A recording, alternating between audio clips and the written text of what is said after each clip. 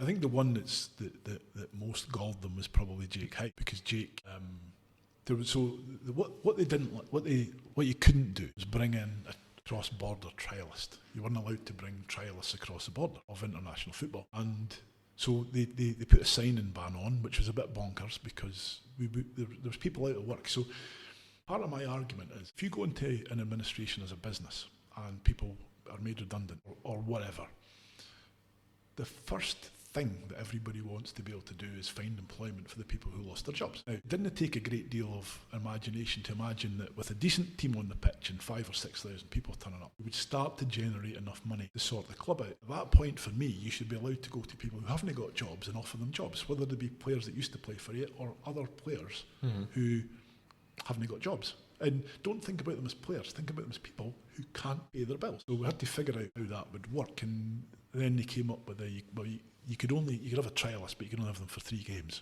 So that's when we started writing lists of who could we get, who was available, who could come in and play. And we went to one of our friendly junior clubs because they were in Scotland and they were over the border. So it just made sense to me that we couldn't bring them in unless they played for or signed with a Scottish club, and that's what we done.